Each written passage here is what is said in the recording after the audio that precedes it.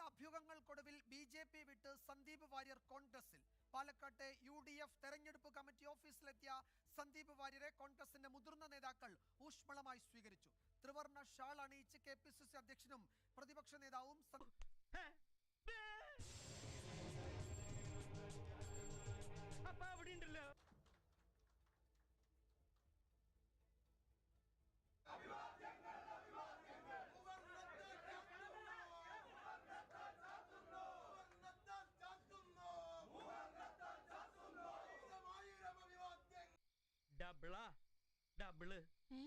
അവിടെയും കണ്ടു ഇവിടെയും കണ്ടു.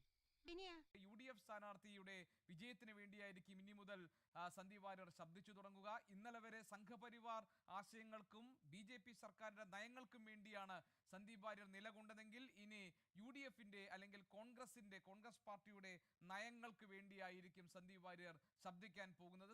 ഒരേ സമയം കണ്ടിരിക്കുന്നു ചിലര്. വെള്ളിയാഴ്ചയും പാവും ഇന്ന് അങ്ങനെയൊക്കെ കണ്ടുന്ന് വരും.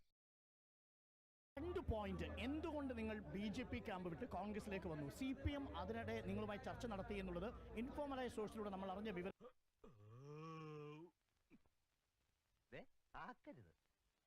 ഈ എമ്പക്കത്തിന്റെ അർത്ഥം എനിക്ക് മനസ്സിലായി. 100%.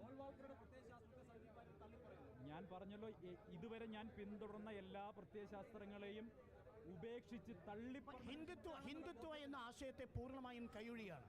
കോൺഗ്രസിന്റെ ആശയം മതനിരപേക്ഷതയാണ്, മതേതരത്വമാണ്. അപ്പൊ ഹിന്ദുത്വം ഇനിയില്ല. ആ ആശയത്തെ ഉൾക്കൊള്ളുമ്പോൾ മറ്റൊരു ആശയത്തിനും പ്രാധാന്യമേ ഇല്ല, പ്രസക്തിയേ ഇല്ല. പറ്റിക്കാൻ വേണ്ടി പറയണല്ലോ സാറേ, അല്ലേ സാറല്ലേ? പക്ഷെ പറ്റിക്കാൻ വേണ്ടിയിട്ടാണെങ്കിൽ ആരോട് ഇങ്ങനെയൊന്നും പറയരുതെന്ന് പറയണം സാർ. അപ്പൊ നെഹ്റുവിന്റെ രാഷ്ട്രീയത്തെ, നെഹ്റുവിന്റെ തലമുറയെ സന്ദീപ് ഇനി ആശ്ലേഷിക്കാൻ പോവുകയാണ്. എന്റെ വായിക്കാത്ത കയറിയിരുന്ന് വിടുവിച്ചാലേ ശരിയാവും. ആശ്ലേഷിക്കാൻ പോവുകയാണ്. നെഹ്റുവിയൻ പൊളിറ്റിക്സിനെതിരായിട്ട് ഒരു നെറേറ്റീവ് സൃഷ്ടിക്കുക എന്നുള്ളത് BJPയുടെ അജണ്ടയായിരുന്നു. ഞങ്ങളതിൻ്റെ പാർട്ടായിരുന്നു, ഞങ്ങൾ ഇതിൻ്റെ സോൾജേഴ്സ് ആയിരുന്നു. ഞങ്ങളത് ഭംഗിയായി ചെയ്തിട്ടുണ്ട്.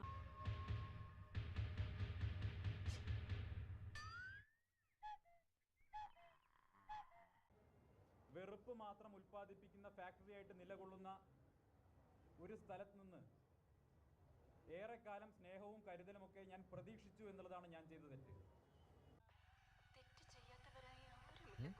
അയാൾ സത്യസന്ധനാണ്, മികച്ചവനാണ്, മിടുക്കനാണ്, ക്രിസ്റ്റൽ ക്ലിയർ ആണ്. സുഖദമാടി, കണ്ണിൽ ചോരയില്ലാത്ത തെണ്ടി, എന്ത് തോന്നിവാസവും കാണിക്കാൻ മടിയില്ലാത്ത ഒരു അലവലാതി. അവൻ ഇന്നു മുതൽ പുതിയൊരു മനുഷ്യനാവുകയാണ്.